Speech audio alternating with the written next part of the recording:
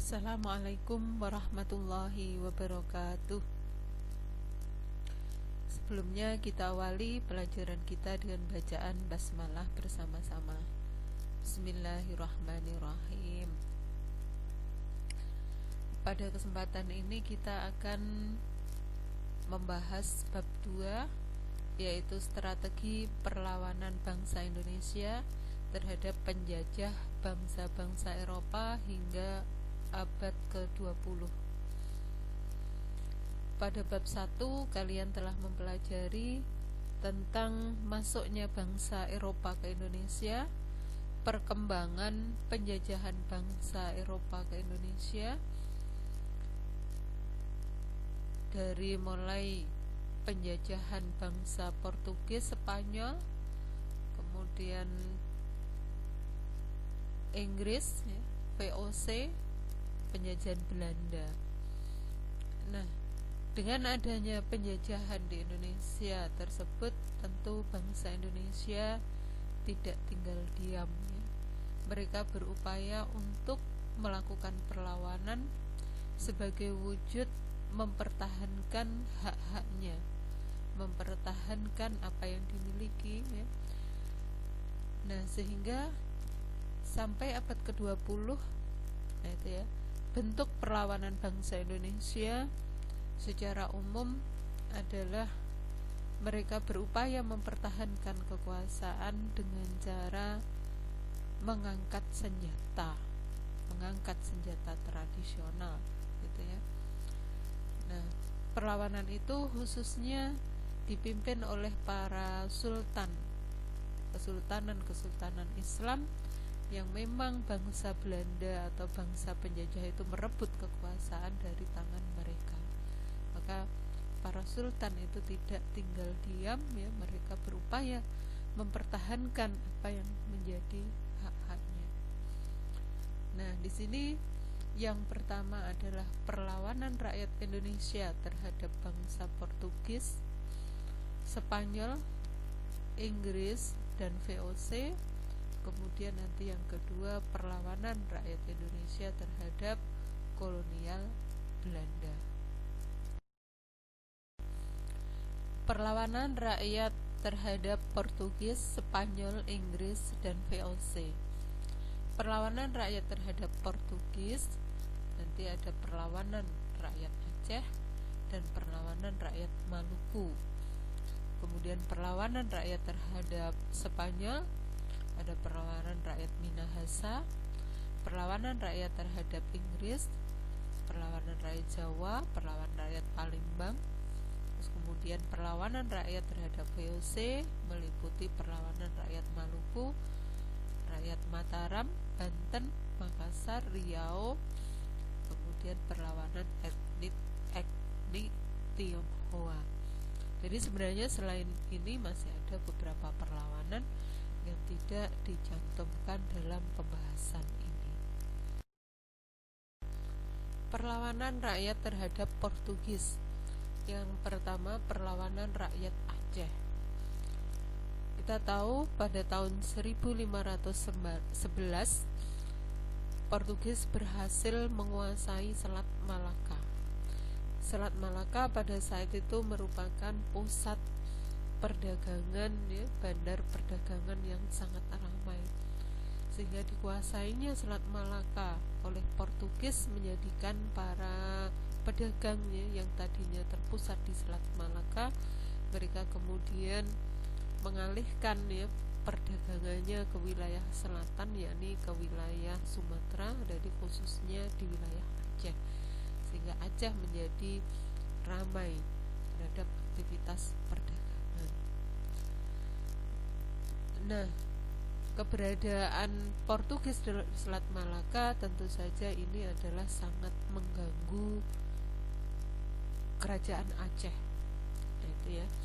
Apalagi Aceh yaitu ya juga mempunyai kepentingan juga di Selat Malaka. Nah, oleh karena itu, karena merupakan wilayah yang ramai, nah maka Malaka ini berupaya diperebutkan, ya, baik itu oleh Portugis maupun oleh Aceh. Nah, Pada tahun 1523 dan tahun 1524 tadi ya, Portugis berusaha melancarkan serangan ke Aceh.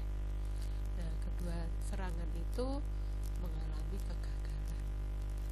Nah, Aceh pun juga tidak tinggal diam karena keberadaan Portugis, nah tentu saja tadi mengganggu ya aktivitas kerajaan Aceh. Karena itu Aceh berupaya untuk melancarkan serangan ya, terhadap Portugis yang ada di Selat Malaka. Serangan pertama tadi dilakukan oleh Sultan Alauddin Riayat Shah Al-Qahar. Nah, kemudian nanti serangan yang kedua dilakukan oleh Sultan Iskandar Muda. Ya, dia melakukan berbagai macam upaya bagaimana bisa mengusir Portugis di Selat Malaka. Di antara yang dilakukannya adalah Aceh berusaha melengkapi kapal-kapal dagangnya dengan senjata prajurit dan meriam yang lengkap, kemudian mendatangkan bantuan persenjataan dari Turki gitu ya, jadi bantuan persenjataan dan juga pasukan dari Turki. Nah, namun demikian apa yang dilakukan oleh Sultan Iskandar Muda ini masih mengalami kegagalan gitu ya. Namun ini sudah menunjukkan ya bahwa Sultan Iskandar Muda tadi tidak tinggal diam dia terhadap keberadaan Portugis yang ada di Selat Malaka. Berikutnya perlawanan terhadap Portugis, yaitu perlawanan rakyat Maluku terhadap Portugis. Kita tahu ya, di wilayah Maluku sebelum kedatangan bangsa Portugis maupun Spanyol, nah itu terdapat dua kerajaan ya yang berebut hegemoni perdagangan di wilayah Maluku, yaitu kerajaan Ternate dan kerajaan Tidore. Nah, setelah kedatangan bangsa Portugis ya, maka Portugis ya ini akhirnya bersekutu dengan kerajaan Ternate, sedangkan Spanyol bersekutu dengan kerajaan Tidore. Semuanya berupaya untuk memperebutkan hegemoni perdagangan karena memang di wilayah Maluku pada saat itu merupakan pusat rempah-rempah di wilayah timur Indonesia. Nah, keberadaan Portugis dan Spanyol ini ya, jadi mereka berupaya untuk tadi berebut pengaruh di sana ya, sehingga terjadilah apa istilahnya pertentangan ya, dari perebutan kekuasaan antara Spanyol dan Portugis. Maka akhirnya ditandatangani perjanjian Saragossa yang isinya bahwa Spanyol harus kembali ke utara ke wilayah Filipina mendapatkan daerah jajahan di Filipina, sementara Portugis tetap berkuasa di wilayah Maluku. Nah, sebagai penguasa tunggal di wilayah Maluku, jadi Portugis ini semakin sewenang-wenang gitu ya. Dia berupaya untuk tadi turut campur urusan internal raja-raja di Maluku. Nah, itulah ya, karena itu akhirnya rakyat Maluku berupaya untuk melakukan perlawanan. Nah, pada tahun 1565 tadi muncullah perlawanan rakyat Ternate di bawah pimpinan Sultan Hairun.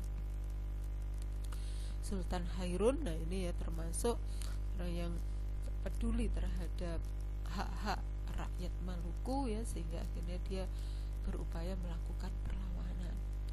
Nah, maka Sultan Hairun, nah ini ya akhirnya dibunuh ya tadi ya oleh Portugis ya, karena mereka menerapkan taktik tipu muslihat gitu ya. Jadi Portugis menerapkan taktik tipu muslihat dengan cara mengundang ya, jadi mengajak Sultan Hairun ini untuk berunding, diundang ke benteng Sao Paulo ya, jadi tapi akhirnya di sana dibunuh. Nah, itulah ya dari taktik licik yang dilakukan oleh penjajah. Nah, kemudian dengan kematian meninggalnya Sultan Hairun ini tidak menjadikan perlawanan rakyat Maluku berhenti. Nah, jadi akhirnya putranya yang bernama Sultan Babullah tadi ya, jadi berhasil mempersatukan antara Ternate dan Tidore dan bersama-sama untuk menyerang Portugis. Nah, ini ya. Jadi Sultan Babullah tadi berupaya untuk menghancurkan benteng-benteng pertahanan milik Portugis di Maluku, terus kemudian dikuasai ya dari kecuali benteng Sao Paulo. Kemudian menerapkan strategi pengepungan benteng Sao Paulo. Nah, itulah akhirnya Sultan Babullah ini berhasil mengusir Portugis dari Maluku. Berikutnya perlawanan rakyat Minahasa terhadap Spanyol. Latar belakang terjadinya perlawanan, kehadiran Spanyol di Minahasa mendominasi kegiatan perdagangan penduduk dan memicu perselisihan dengan penduduk Minahasa. Orang-orang Spanyol di Minahasa melakukan pemaksaan, perampasan, dan perampokan hasil pertanian penduduk, penganiayaan, dan mewajibkan rakyat Minahasa untuk membayar pajak.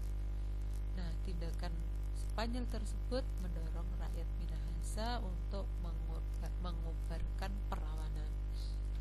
Jalannya perlawanan, perang antara rakyat Minahasa dan Spanyol pecah ketika pasukan Spanyol yang berada di pedalaman Minahasa memukul dan melukai salah seorang pemimpin rakyat Minahasa. Kemudian pada tahun 1644 rakyat Minahasa melakukan penyerangan terhadap orang-orang Spanyol. Orang-orang Spanyol yang terdesak ya, dan bertahan di benteng Nanado. Rakyat Minahasa kemudian melakukan pengepungan di benteng Manado. Perlawanan rakyat Minahasa tersebut akhirnya bisa dimenangkan oleh rakyat Minahasa. Perlawanan rakyat Maluku terhadap VOC. Pada tahun 1605, VOC berhasil merebut benteng Portugis di Maluku. Nah, karena itu yang berkuasa di wilayah Maluku akhirnya adalah VOC. VOC secara bebas dapat memonopoli perdagangan di wilayah Maluku.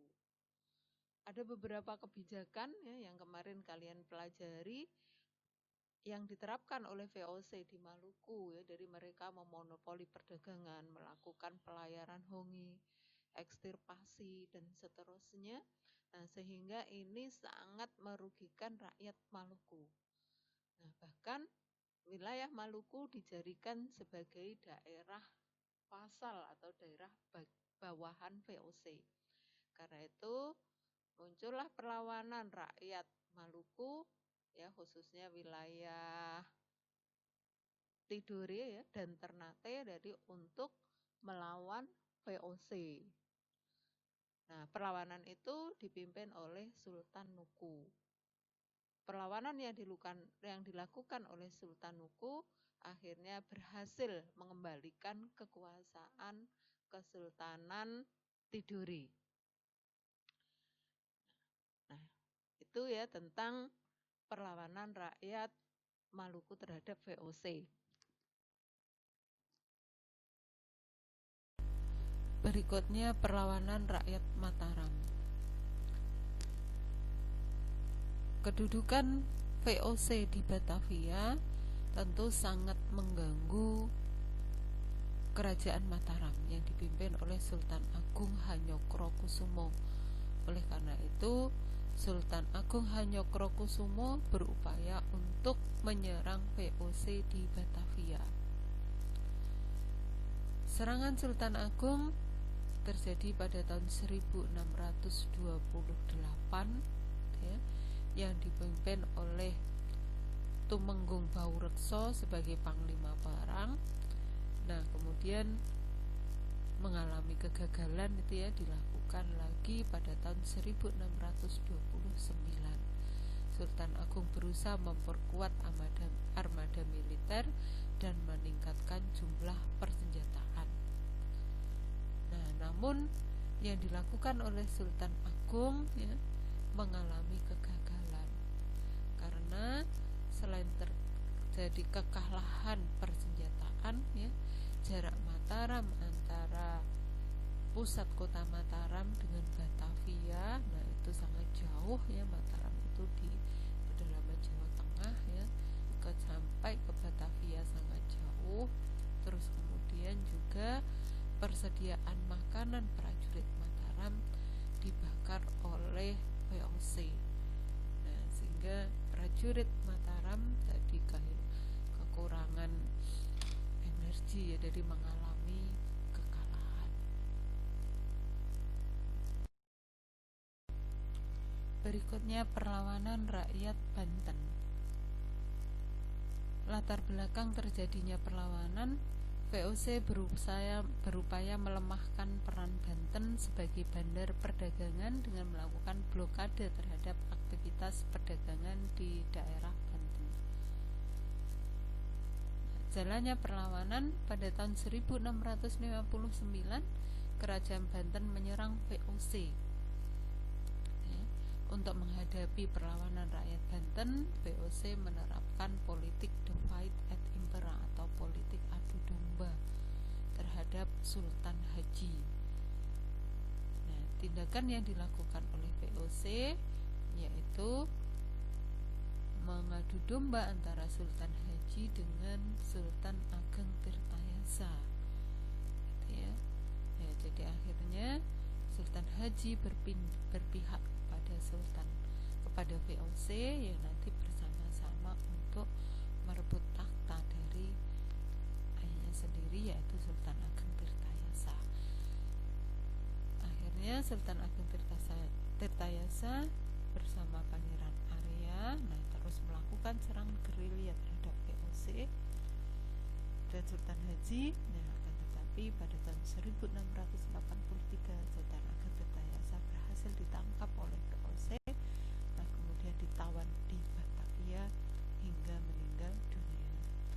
Nah, itulah ya, jadi dari dulu ternyata memang strategi yang diterapkan oleh penjajah untuk mengalahkan ya bangsa Indonesia, nah itu adalah politik mengadu domba atau divide et impera.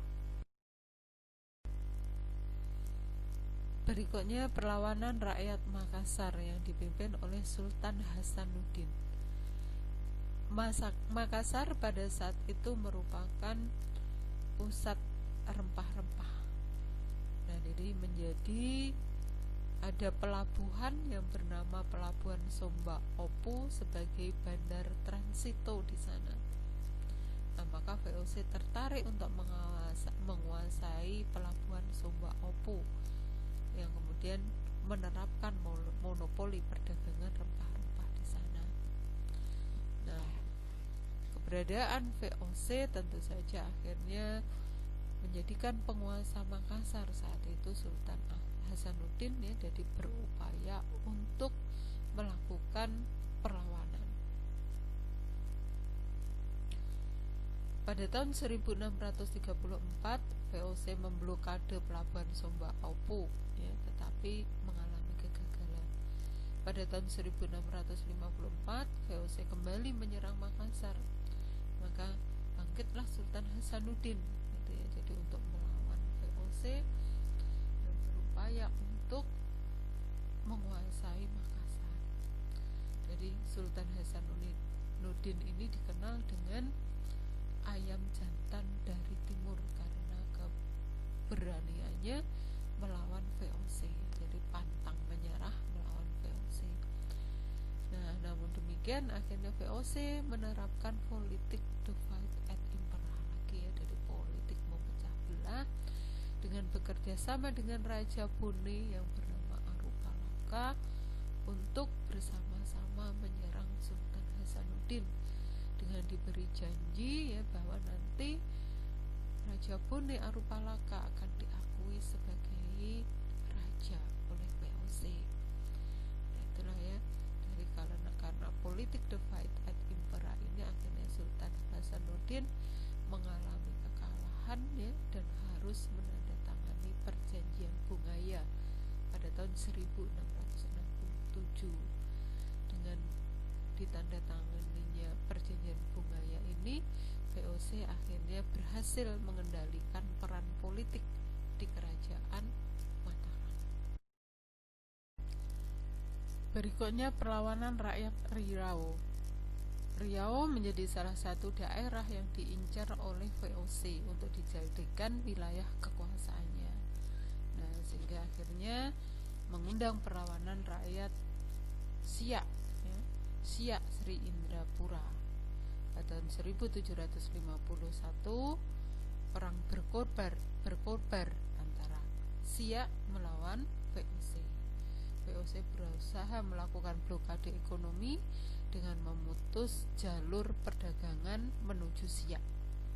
Pada tahun 1752 sampai 1753 terjadi pertempuran antara pasukan Siak dan VOC di Pulau Guntung.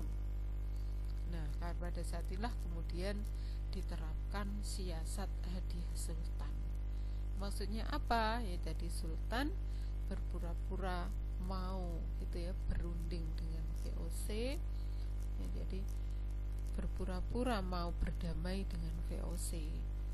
Ya, akhirnya ajakan damai ini pun disambut baik oleh VOC.